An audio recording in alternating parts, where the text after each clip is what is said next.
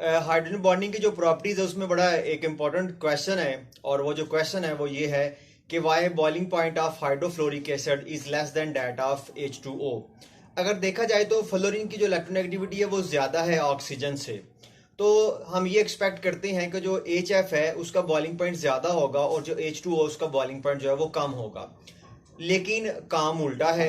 HF का boiling point कोई 19.9 degree Celsius है, जबकि H2O का जो बॉइलिंग पॉइंट है वो है 100 degree Celsius at 1 atmospheric pressure. इसकी वजह क्या है? Hydrogen bonding.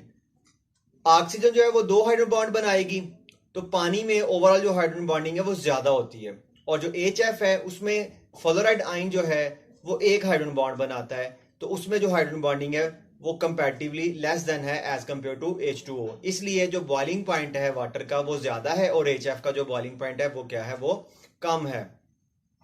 इसके बाद अगर हम बात करें तो हमारे पास है सॉल्युबिलिटी वाला टॉपिक। जो सॉल्युबिलिटी है इसमें हमारे पास जो क्वेश्चन है, क्वेश्चन नंबर 5 थर्ड है कि ethanol dissolve in water in all proportion, और इसी तरह से ये जो क्वेश्चन नंबर 12 है उसका पार्ट 4 है कि एक्सप्लेन सॉल्युबिलिटी ऑफ वाटर। तो इसमें हम ये बात करेंगे कि जो एथानॉल है उसका स्ट्रक्चर वाटर से मिलता जुलता है।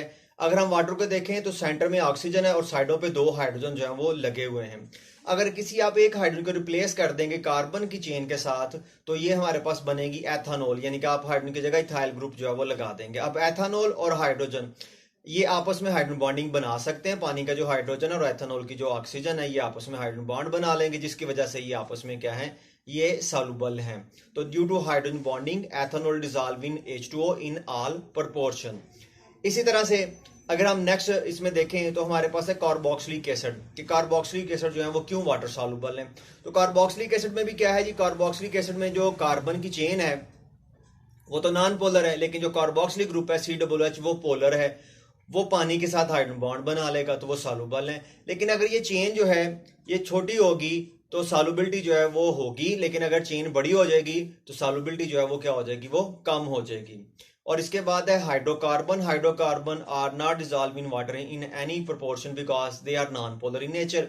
तो पानी हम याद रखेंगे कि पानी जो है वो पोलर है, तो पानी में पोलर चीजें ही डिजॉल्व होंगी, आयनिक चीजें ही जो है वो डिजॉल्व होंगी। जो चीजें नॉन पोलर हैं जिनके ऊपर कोई चार्ज नहीं है वो वाटर में सॉल्युबल नहीं है। नेक्स्ट जो हमारे पास प्रॉपर्टी है वो है स्ट्रक्चर ऑफ आइस। बड़ा इंपॉर्टेंट टॉपिक है स्ट्रक्चर ऑफ आइस। इसकी जो पहली बात है वो हमारे पास ये है कि पानी जो है उसका टेट्राहेड्रल स्ट्रक्चर है। टेट्राहेड्रल स्ट्रक्चर से मुराद है कि हमारे पास सेंटर में ऑक्सीजन है और इसके जो चार कोने हैं, दो कोनों पे लोन पेयर है और दो कोनों पे हाइड्रोजन के एटम मौजूद हैं। और फिर इसके नेक्स्ट अगर हम बात करें तो जो पानी है उसमें जो H2O मॉलिक्यूल है ये extensively associated with each other, hydrogen bond बनाते हैं और ये टिल्ट करते रहते हैं, यानी कि मूव करते रहते हैं वाटर मॉलिक्यूल, कभी इधर हाइड्रोजन बॉन्डिंग, कभी आगे वाले से, कभी उससे आगे वाले से। और इसी तरह से जो वाटर में एयर है वो भी शफल करती रहती है, वो भी आगे पीछे जो है वो मूव करती रहती है। लेकिन जब आप पानी को फ्रीज करते हैं तो क्या होता है? जो वाटर मॉलिक्यूल अपनी जगह पे वाइब्रेट करता है लेकिन वो फ्री मूव नहीं कर सकता, वो अपनी जगह चेंज नहीं कर सकता। इस वजह से एयर पॉकेट क्रिएट हो जाती हैं। असल में वाटर का जो नॉर्मलस बिहेवियर है वो ये है कि इसका वी शेप स्ट्रक्चर है, और जब ये दो वी शेप्ड स्ट्रक्चर आपस में इस तरह से मिलते हैं, इस तरह से नीचे भी जो है वो मिलेंगे, तो दरमियान में जो एयर पॉकेट बनेगी इसमें से ऑक्सीजन एयर बाहर रिमूव नहीं हो सकेगी। बाकी लिक्विड का लेयर स्ट्रक्चर है, तो लेयर जब आपस में पास पास आती जाएंगी एयर वहां से निकल जाएगी, लेकिन पानी में एयर इन ट्रैप कर जाएगी, वहां से नहीं निकल सकेगी। इसी वजह से जब आइस बनेगी तो वो 9% मोर स्पेस को ऑक्यूपाई करेगी as compare to their liquid form. और why ice float on water, बड़ा इंपॉर्टेंट क्वेश्चन इसी पैरे में आता है। उसकी वजह क्या है? उसकी वजह है लो डेंसिटी ऑफ आइस। इस एयर पॉकेट की वजह से जो कि पानी में बनती हैं, जो डेंसिटी है आइस की वो कम हो जाती है, वॉल्यूम उसका बढ़ जाता है और वो सतह पे फ्लोट करती है।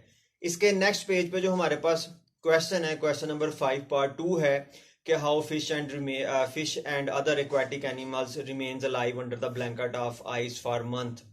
तो उसकी वजह ये है कि जो आइस है ये इंसुलेटर है, और होगा क्या कि जो आइस है उसके नीचे जो पानी है वो 4 डिग्री सेंटीग्रेड वाला होता है। असल में 4 डिग्री सेंटीग्रेड पे पानी की डेंसिटी मैक्सिमम होती है 1 ग्राम पर सेंटीमीटर क्यूब।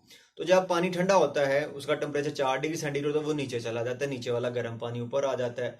अब जब उसका भी टेम्परेचर 4 डिग्री सेंटीग्रेड, तो वो नीचे नहीं जा सकता, वो फ्रीज होना शुरू हो जाएगा। और जब आइस की लेयर बनेगी तो वो इंसुलेशन का काम करेगी, इसलिए जितनी मर्जी बर्फ हो उसके नीचे जो पानी आपको मिलेगा वो 4 डिग्री सेंटीग्रेड वाला मिलेगा। और इस 4 डिग्री सेंटीग्रेड वाले पानी में मछली हैं, टर्टल, जितने भी एक्वाटिक एनिमल्स हैं वो इसमें जिंदा रह सकते हैं। जैसे पिक्चर में आपको पेंगुइन जो है वो भी नजर आ रही है। तो जितने भी एक्वाटिक एनिमल हैं वो 4 डिग्री सेंटीग्रेड वाले पानी में जिंदा रहते हैं। तो क्वेश्चन के आंसर में आपका जो है वो 4 डिग्री सेंटीग्रेड जरूर होना चाहिए।